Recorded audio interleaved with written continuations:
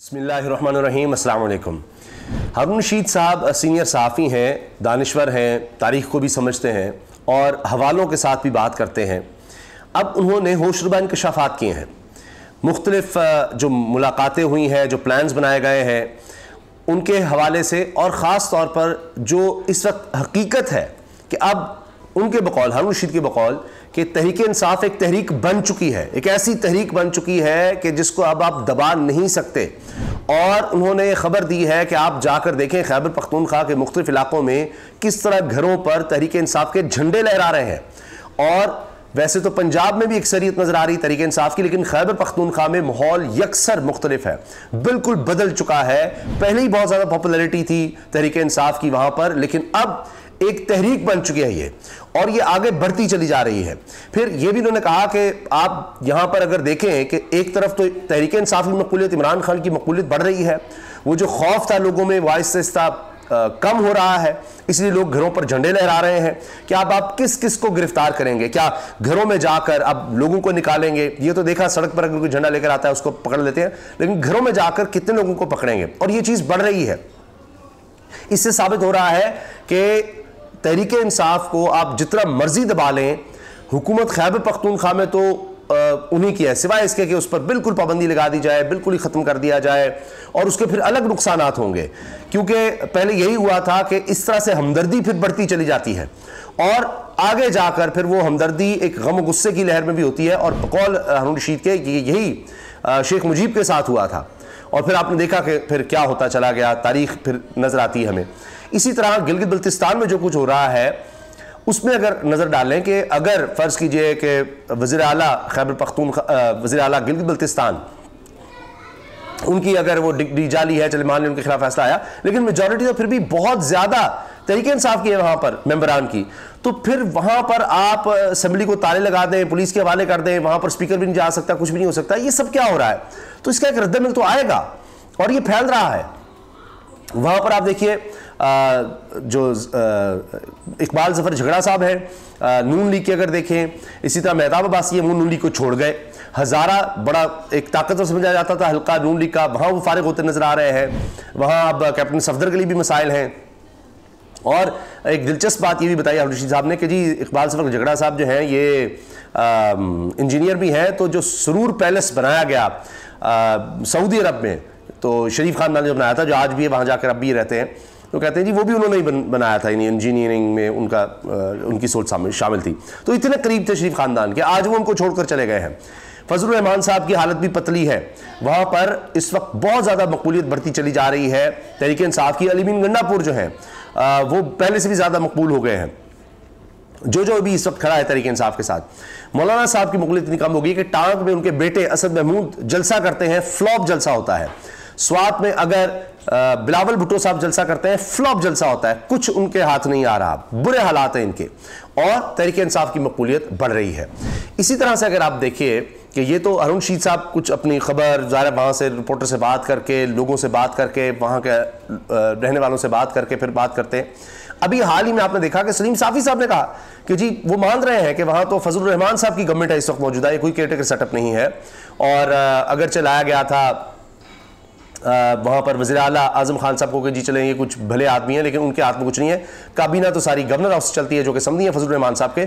तो सलीम साफ़ी साहब कहते हैं कि इतनी करप्शन कभी नहीं थी, इतने रिकॉर्ड करप्शन के बन रहे हैं कि आपको क्या बताया जाए। वो कहते हैं मैं खुद वहाँ रहकर वहाँ पर हर तबके से बात की है, अफसरों से, साफ़ियों से, दीगर लोगों से, सियासतदानों से, कहते हैं जी करप्शन के रिकॉर्ड टूट गए। ये सलीम साफ़ी साहब कह रहे हैं। फिर अब एक और खबर जिस पर बहुत ज़्यादा निसार हो रहा है कि जी कोई प्रेस कॉन्फ्रेंस होगी कि इमरान खान साहब के प्रिंसिपल सेक्रेटरी आज़म खान साहब वो कोई प्रेस कॉन्फ्रेंस करेंगे, वो वादा मुआफ़ गवाह बनेंगे। और अब जनाब परवेज़ खटक बहुत बड़े खौफनाक इल्ज़ामात लगाकर इमरान खान के खिलाफ सामने आने वाले हैं। उनके हवाले से खबर यह है कि जनाब असद कैसर भी इनकार कर दिया, शाह फरमान ने भी इनकार कर दिया उनका साथ देने से। असद कैसर उनके साथ बैठकर प्रेस कॉन्फ्रेंस ज़रूर कर दी, लेकिन उस अभी ख़त्म नहीं हुई थी, वो भाग गए। तो खैबर पख्तूनख्वा में अब ये बात भी है, वहाँ उसकी सियासत को समझने वाले सीनियर साफ़ी इस्लामुद्दीन साजिद साहब उन्होंने भी कहा है कि वहाँ की एक रिवाज है कि मुश्किल वक्त में दोस्त को नहीं छोड़ा जाता। तो जब परवेज़ खटक ने किया है तो इसका खमियाजा उनको भुगतना पड़ेगा सियासी तौर पर भी। वो कोई बड़ा ग्रुप बनाने में बुरी तरह नाकाम हो गए हैं परवेज़ खटक साहब, और उनकी पुरानी एक चल रही है एक नाराजगी इमरान खान साहब से, जो उस तरह जाहिर उन्होंने की कि 2018 में उनको क्यों नहीं वज़ीर आला बनाया और महमूद खान को बना दिया था। तो उसके बाद वो कहते थे कोई बहुत तगड़ी वजारत मिल जाएगी परवेज़ खटक को, वो भी नहीं मिली। तो परवेज़ खटक साहब फिर कोई वज़ीर दिफा बनाया तो उस पर भी वो नाराज़ थे और उतने खुश नहीं थे। फिर और भी मामला थे कि वो जनाब कोई मुज़ाकरात कर रहे हैं तो इमरान खान अपने तौर पर कर रहे हैं, मैं तो बीच में नहीं हूँ, तो करते रहे। तो अब वो परवेज़ खटक साहब वाला भी जो मामला था वो भी अब खटाई में पड़ रहा है, उससे भी कुछ नहीं बन रहा। एक और तस्वीर का रुख देखिए कि क्या होता है कि दुबई मुलाकातें होती हैं, बताया जाता है कि मुलाकातें हो रही हैं, वहाँ नवाज शरीफ जाते हैं, जरदारी साहब होते हैं। अब मौलाना फजल रहमान साहब कह रहे हैं जी नून लीग तो पीडीएम का हिस्सा है, पीडीएम का सरबराह तो मैं हूँ, तो हमें जनाब क्यों नहीं बीच में शामिल किया गया, ये दुबई प्लान में ये सारा कुछ क्या है, वो अलग से नाराज नजर आ रहे हैं। अब वहाँ पर यह हुआ है कि जरदारी साहब ने कहा जी अब हमारी बारी है वजारत उज़्मा की, आप हम मिलकर हमें इस तरह से एडजस्ट किया जाए, को कायरा साहब को सीटें ये वो पंजाब में देकर, प्लान ये था कि सिंध तो कोई मसला ही नहीं है, हमने देख लिया अभी जिस तरह से मेयर कराची का इलेक्शन कर लिया है मैनेज सारा कुछ, इसी तरह सिंध तो मसला ही कोई नहीं है। बलूचिस्तान में, पंजाब में, खैबर पख्तूनख्वा में हम पैसा भी लगाएंगे, सारा कुछ करेंगे, जोड़ तोड़ भी करेंगे जो आता है। आपने सिंध हाउस वाला मामला देख लिया, अभी आपने आज़ाद कश्मीर का भी देख लिया, अभी आप गिलगित बल्तिस्तान में देख रहे हैं। तो ताकतों को साथ मिलाकर, पैसा लगाकर, जिस तरह भी हम कर लेंगे कुछ मैनेज, लेकिन साथ नून लीग भी हमारे साथ आए और हमें बारी दे। नवाज शरीफ ने साफ इनकार कर दिया, वो कहते हैं कि भाई मैं नहीं तो कौन। तो उन्होंने तो ये कह दिया है कि जी चौथी दफा वज़ीर आज़म अब मैं हूं, चौथी बार बनना है, बेटी भी अभी फिलहाल नहीं, वो शायद पंजाब में वज़ारत आला के उम्मीदवार हों। अगरचे अब भी ये कहा जा रहा है, सुहेल वड़ाइच साहब हों या सीनियर साहब या रशीद साहब जैसे लोग भी कह रहे हैं कि जी शहबाज शरीफ शायद सिस्टम को ज़्यादा सूट करते हैं और उनको शायद कंटिन्यू करवाया जाए, या सुहेल वड़ाइच साहब के बकौल के जी नवाज शरीफ कुछ वक्त के लिए कहेंगे इस्टेब्लिशमेंट से कि जी मुझे बनने दिया जाए क्योंकि मेरी बड़ी बेइज्जती हुई है, मेरी बड़ी बदनामी हुई, मेरे खिलाफ केसेस बने, मुझसे वज़ारत उज़्मा छीनी गई थी, अब मैं दोबारा आकर खुद छोड़ूंगा, वज़ीर आज़म बनूंगा, फिर छोड़ूंगा, फिर आप चाहे शहबाज शरीफ को बना दें। अब इसीलिए वो चाह रहे हैं कि मार्च में इलेक्शन जाएं ताकि मुझे रास्ता मिल सके और इमरान खान को बिल्कुल दबाया जा सके और कुछ मर्जी के फैसले करने के लिए, कोई मर्जी के जज जब तक नहीं आ जाते, जो फ़ोन नहीं सुन लेते, जो सारा आपको पता है इनको आदत है, माजी में भी यही होता रहा, फ़ोन पर फैसले और सब कुछ, तो उसके भी वक्त चाह रहे हैं। जरदारी साहब चाह रहे हैं कि नहीं नवंबर में ही, अक्टूबर नवंबर में इलेक्शन हो जाए, उसमें भी लड़ाई है। तो नवाज शरीफ साहब ने एक तो जरदारी साहब को इनकार कर दिया कि नहीं अभी नहीं फैसला होगा, अभी देखेंगे, अभी दौड़ लगाते हैं, उसके बाद देखेंगे क्या माहौल बनता है। हो सकता है इमरान खान पिक्चर से बिल्कुल ही बाहर हो और फिर हमारे लिए कुछ बन जाए। अगर वो रहा इमरान खान तो फिर हमें शायद मिलकर चलना पड़ जाए। तो ये सारी गेम है, अब देखना यह है कि क्या होता है। अब ये सब इतना आसान भी नहीं है कि आप बिल्कुल ही हटा दें, तरीके इंसाफ को कर दें, क्योंकि इसके आप देखेंगे जिस तरह कहते हैं इसके नताइज होते हैं, रिप्रिकॉशंस होते हैं और वो नजर आ रहे हैं आपको, तो माशरे में एक बड़ा इंतशार और फैल सकता है।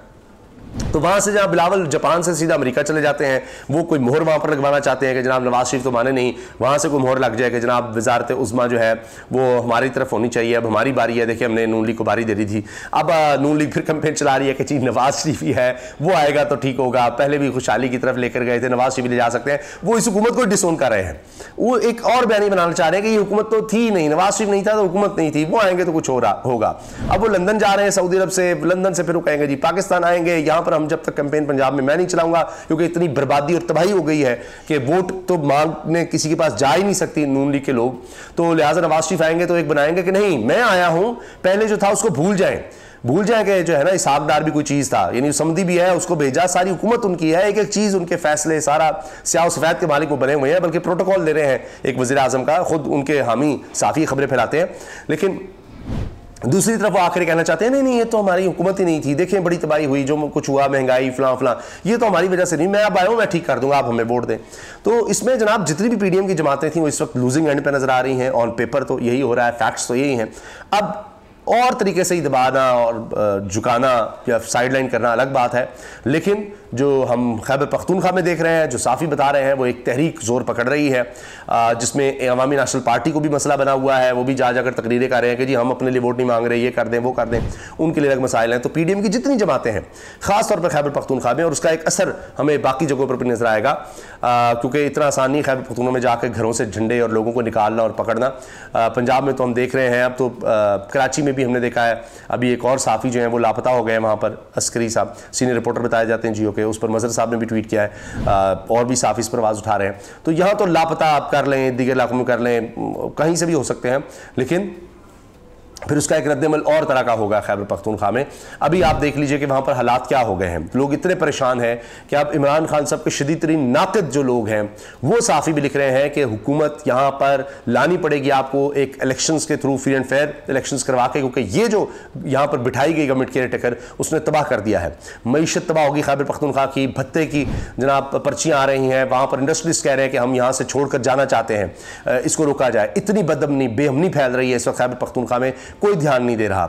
वो जो कबायली इलाकों में, कुरम के इलाकों में बताया जा रहा था कि जनाब वो फिरका वाराना वहाँ पर एक जंग सी छिड़ी हुई है, फायरिंग हो रही है, कई अफराद उसमें हलाक हो गए हैं, दर्जनों जख्मी हुए हैं। तो वहाँ पर भी सीज फायर की खबर आई तो पता चला कि वो बाकी इलाकों में फैल गई वो जंग, लेकिन किसी को इसकी परवाह नजर नहीं आ रही। जो कबायली इलाके थे पहले जिनमें कहा गया कि जनाब वो उनको 100 अरब रुपए का पैकेज देना है, वो कहीं नजर नहीं आ रहा। वहाँ पर बेचैनी बढ़ रही है। अगर कुछ किया है तो फौज ने किया है बस, और किसी ने उस तरह से काम नहीं किया। वहां पर एजुकेशन के हवाले से, वहां पर हॉस्पिटल बनाने के हवाले से, इंफ्रास्ट्रक्चर के बारे में वहां पर किया तो फौज ने किया। अब तो वहां पर सिविलियन तो कोई गवर्नमेंट ही नहीं उस तरह से है, वहां तो बस अपने, मैंने आपको बताया कि बैठकर और अपनी जेबें भरना, बोरियां भरना, बल्कि कि पता नहीं फिर बारी आए ना आए, सिर्फ इस तरफ तवज्जो है। तो ये सब नजर आ रहा है खैबर पख्तूनख्वा के लोगों को, और उसमें उनमें एक तहरीक जो है वो जोर पकड़ रही है। वो तहरीक खौफ को भी तोड़ रही है, वो तहरीक हमदर्दी की भी है, और आगे चलकर वो गुस्से में भी बदल सकती है। अगर ये इतनी बदअमनी और अदम इस्तेहकाम इस तरह का रहता है तो वहां पर आपको इलेक्शंस चाहिए, इसी तरह पूरे मुल्क में चाहिए। और ये भी हो सकता है कि इनको नजर आए जैसे कि जी इमरान खान तो बिल्कुल ही नहीं हमारे मुकाबले पे रहा, तरीके इंसाफ नहीं रही, तो फिर इनकी अपनी लड़ाइयाँ बड़ी शदीद हो जाएंगी और जूतियों में दाल बटेगी। जो माजी में भी होता रहा है, पेट फाड़ने थे, ये करना था, वो करना था, सवाल ही पैदा नहीं था, ये तो नाम नहीं सुनना चाहते थे, इस्टेब्लिशमेंट उसको लाई, फलां के अंदर इस्टेब्लिशमेंट का खून है, ऐसे इल्ज़ामात, गद्दार, उसका मुद्दी का जा रहा है गद्दार है, वो नारे और फलां, तो ये सब कुछ था। वो दोबारा शुरू हो सकता है इलेक्शन के दौरान ही। तो ये अपने आप को बड़ा कंट्रोल करेंगे, कैसे ये वोट लेंगे। सीट एडजस्टमेंट की कोशिशें कि जी हमें इतना हिस्सा दे दो, उतना ही दे दो, उसकी भी कोई बात नहीं बन रही। जो काफ लीगें बनी हुई हैं, जिस तरह से आपने देखा भी इस्तेहकाम पाकिस्तान पार्टी वो नून लीग में जाएगी, उसने किस तरह से उसका बोझ उठाना है, उसका क्या बनता है, वो भी कुछ समझ नहीं आ रही। तो लिहाजा जो प्लान बनाए जाते हैं बंद कमरों में बैठ कर टेबल पे, अच्छा इसको इतना हिस्सा ये कर दें, वो कर दें, ये ऐसे हो जाए, ऐसे हो जाए, लेकिन ऑन ग्राउंड रियलिटीज बिल्कुल मुख्तलिफ है। और अगर ये मामला आप देखें कि अगर कारकुन रहे, अगर लोग रहे बकौल हारून रशीद साहब के, एक कारकुन और वोटर उस तरह से रहा, और उसने ये जो जबर और खौफ का माहौल है इसके बावजूद निकल कर वोट के लिए आ जाएगा, क्योंकि उस वक्त तो नहीं लगेगा कि क्या किस तरह पता लगेगा कौन किसको वोट डालने आ रहा है। तो किसी भी तरह से अगर कुछ भी हल्की सी भी अगर फ्री एंड फेयर, आज़ाद, शफाफ इलेक्शंस की कोई उम्मीद या कोई मामला रहा तो बहुत मुश्किल है ये जो अब तहरीक जोर पकड़ रही है इसको किसी तरह से रोका जा सके। अल्लाह हाफ़िज़।